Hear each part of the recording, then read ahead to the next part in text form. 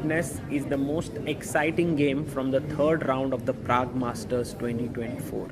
It's between Nodirbek Abdusattorov playing with the white pieces against the local GM and one of the finest in the world for many years, David Navara. Now Nodirbek is quickly rising up the ranks. He's crossed 2750 and is now number 8 in the world. He opens the game with 1 e4. Navara responds back with e5 and Nodirbek is now thinking about what to do.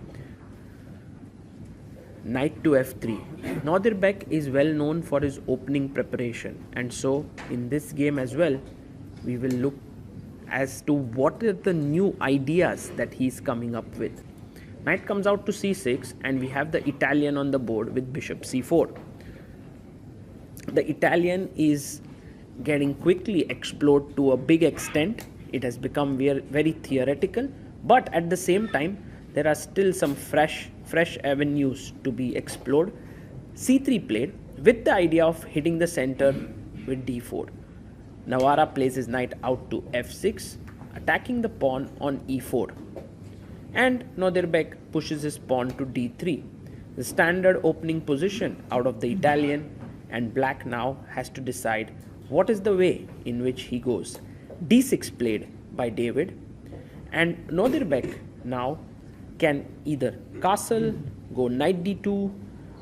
There are many simple moves here, but he goes for the most direct approach, b4. Although this hasn't been played as many times as maybe knight d2 and castles, it is still played quite a few times, nearly 2000 games there. a4 played now.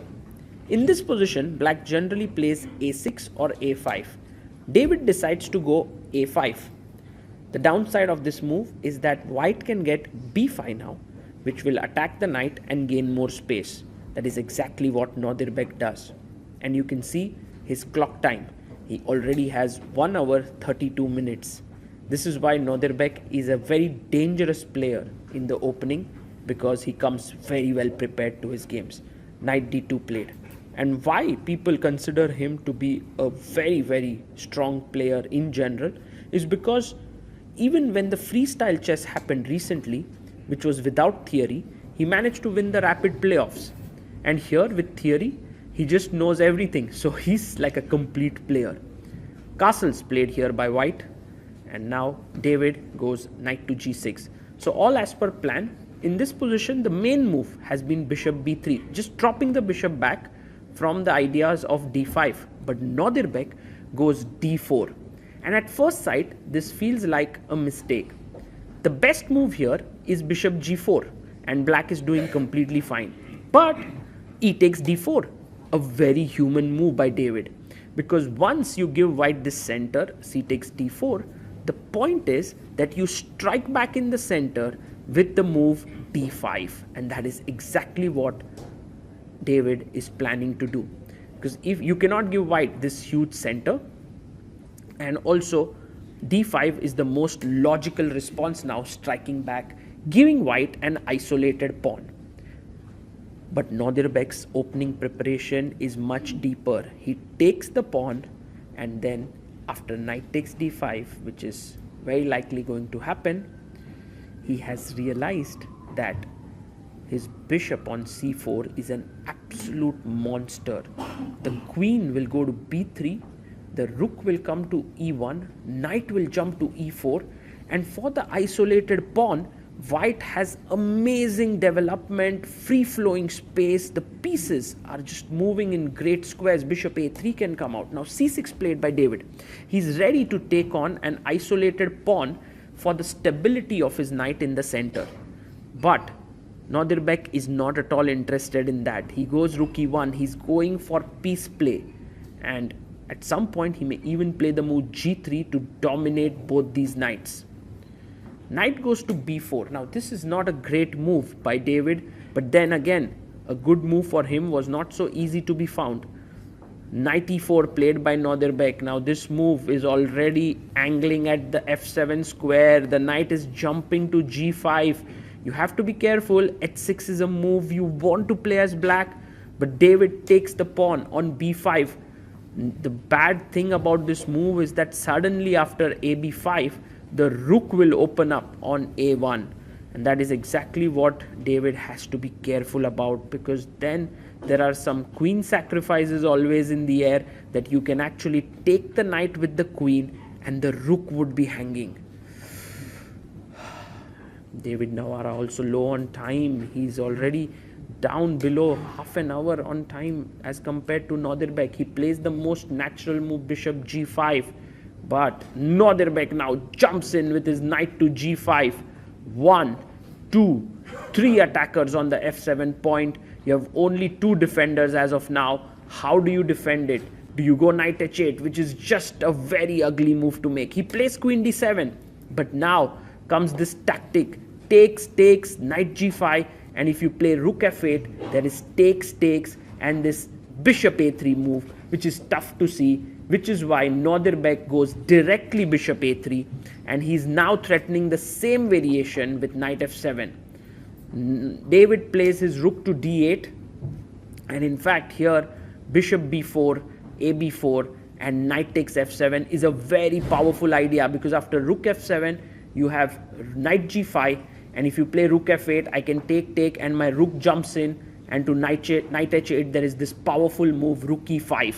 So these were the tactics that are there in the air threatening this rook d5, but it's not at all easy to see. So ab4 played.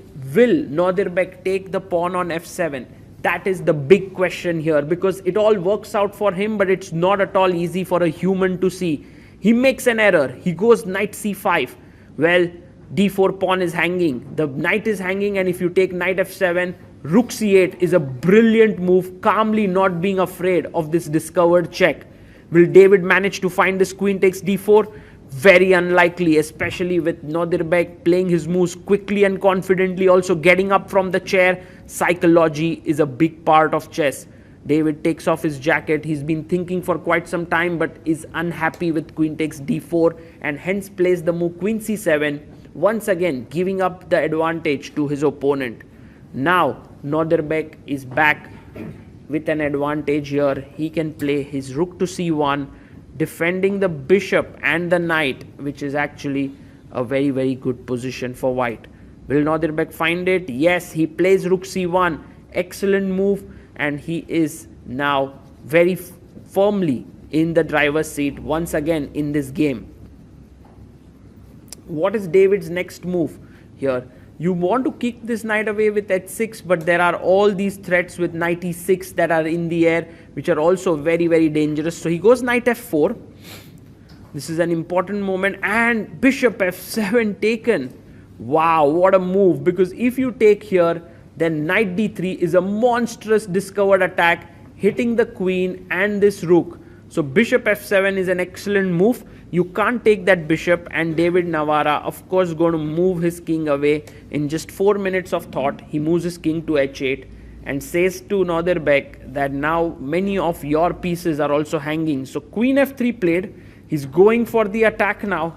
He wants to play knight e6 business somewhere. Also knight e2 check is now covered. h6. Best move in the position by David Navara. If you play knight e6, then knight takes e6. If you take the queen, I take here, and followed by taking this rook, and black is doing okay. That's the reason why he plays knight takes b7 now. David has a great move now, because his rook is hanging, queen is attacked, but in return he has this beautiful counter check which needed to be seen from a distance. Knight e2 check played. You can't take with the rook as the rook is hanging. You have to take with the queen, because then you queen takes b7 can be taken then. But if you don't take and you play king h1, then I can't take on c1 because there's queen f5, but knight d4 is what saves the day.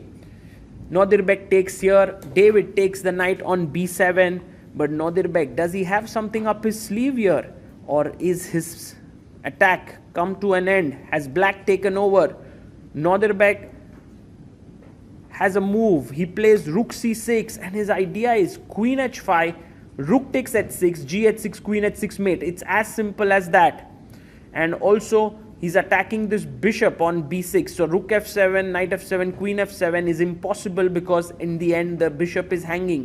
The bishop takes the pawn. Fantastic move by David. He's now winning the game. He's actually better. If queen h5 now, there is this powerful backward move, bishop h7, and there is no mate to be found here. So he plays the move king h1. This is a very big trap now.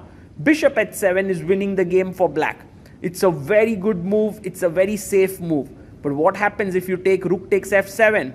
What is Nodirbek's big trap here? Well, David asks him the same question with rook takes f7. If you take here, queen takes f7 and black is completely winning.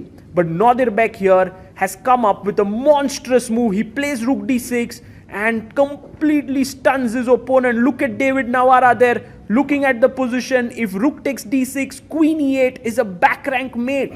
What a move here. Rook d8 is hanging, and if you move the rook now, then knight f7, queen f7 and rook d4 is hanging, and you will be an exchange down. Unbelievable turnaround here. Rook c8 played by David, but now this is over. He's going to lose an exchange without compensation. This move rook d6 was a bolt from the blue, and it wasn't seen by David Navara here. Nodirbek Abdusattorov, what a tricky guy. Now knight takes f7, check. The queen has to take the knight, and then you pick up the bishop. You are exchange up and you are completely winning. You can see Nodirbek knows he's got the game in the bag. With this, he will actually join the leaders in the tournament and also pump up his rating. He's quickly moving towards 2760 and will be number 8 in the world. Wow. And this boy is just 19 years old. What a phenomenal talent he is. b6, the pawn is pushed forward. b6, b7 may be coming up next. Rook comes into c2, but that's nothing much is going to happen there. White's b pawn is much stronger than black's b pawn because white's rook is going to come from behind and stop it. So queen f3 played, and now b7, rook d8, b8 queen, all coming in. David tries his last attempt. He pushes his pawn to b2, but this pawn is not queening here because you can just take it. And in fact now b7 is the best move because you are threatening to queen first. So b7 played here by Nodirbek, and now queen has to stop this pawn from queening. So queen f8 looks like the move. And there are many ways to win this position. You can go, I was wondering if you could go like queen takes f5, which is also very nice, and then make a queen. But I'm sure Nodirbek has something very simple planned. He goes rook d1, stopping all counterplay with rook c1. And this pawn is very powerful. You can go queen b3 next. There are many different options. Also queen f5 is threatened here. So he goes rook to c5, defending this bishop and also threatening to queen here. But Nodirbek now has a simple move, which is queen b3, threatening queen b8, also attacking this pawn, and it's all over. The game is done and dusted. From a winning position, Nodirbek slipped into a losing one, but then through sheer resourcefulness, he managed to completely trick his opponent and then won the game at the end. David Navara, like a true gentleman, gets up from his chair, shakes hands. The game